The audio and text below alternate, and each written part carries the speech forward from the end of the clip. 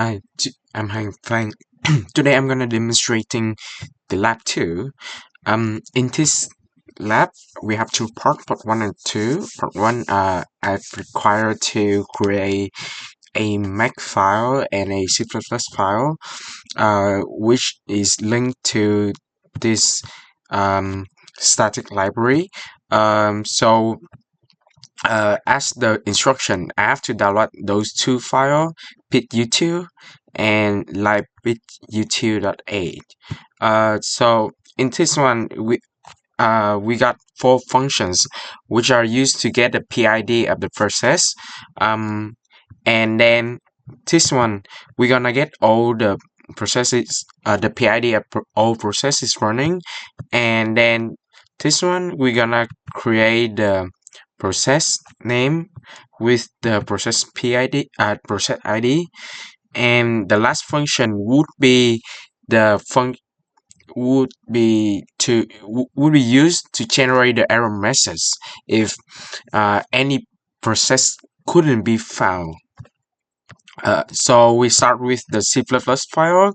First, I write a utility function which is used to display the error message. Next, I'll start with create an instance, a variable for the list of a vector of integer to store the PID of all the process. And next, I will pass this variable into the get all PIDs function in order to see retrieve all the PID of all running processes. This part is error handling. Next, after we got a PID, we're gonna look through that vector in order to get the name. Get the name of each PID. And then next, we're gonna double check if any PID any process with ID 1 and with the name. And next, we're gonna create a process PID lab 2 because we are running lab 2 here. So when we run a Mac file later, lab 2 will run as a process and we are able to check it. This part for lab 11, which is not run as process, and when we check it, it will display the error message. I can make a demo here. Oh, maybe later after I show the Mac file. In the Mac file, this part I set all the value for all these variable, but it's not really mandatory, but into just do it for the standard.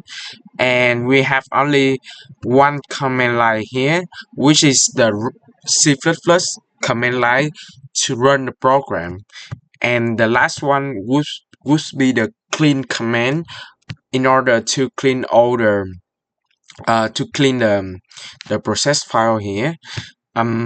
Okay, now I would try to run the Mac file in order to show you how my result. Okay, so it would display most of the data here. And this line is equal to this part. We're gonna check the PID, the process with ID 1. What is its name? So its name is system D. And next we're gonna check any process with lab 2 name. We found it with the PID is 4017. And last one, we check the lab 11 processor, but in this case it couldn't be found, so it's displayed error message unable to find PID for lab 11. Next we move to lab part 2. Part P. I'm sorry about that. In this part, I'm gonna explain about the Mac file for the library PID U2. So the first line, C equal C++, this defines the compiler variable cc and set it to C++. Later command use C++ instead of writing GCC directly. The next one, cf flags equal minus I.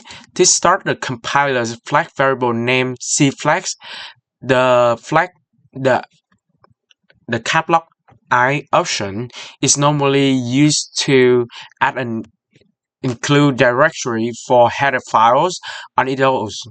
This line is incomplete because no include path given after I. And next we have C flag, another flag C. So this flag tells the compiler to compile source code into an object file only without linking. The next one is AR variable. So basically, this defines the achiever program as AR. The AR tool is used to create static libraries such as like the one we are using, library pit u2. And next slide, this slide create a target name PID u2 that depends on the C++ file, and the next slide should be library. So library semicolon. Okay, so whatever. But this slide, this create a target name lib lib that depends on the old file. It means the library target cannot be built until the object file exists. And next one would be the clean command. This is used to clean all the file that all the O and A file, which is for the library. And then next we have the install. This define a target name install. It's used to copy the build library and header file into parent directory. And last one should be the O one. Is define the O target. It depends on both PID u2 and lib. So running make O build a object file first and then create a static library. Yeah, that would be all for now. Thank you.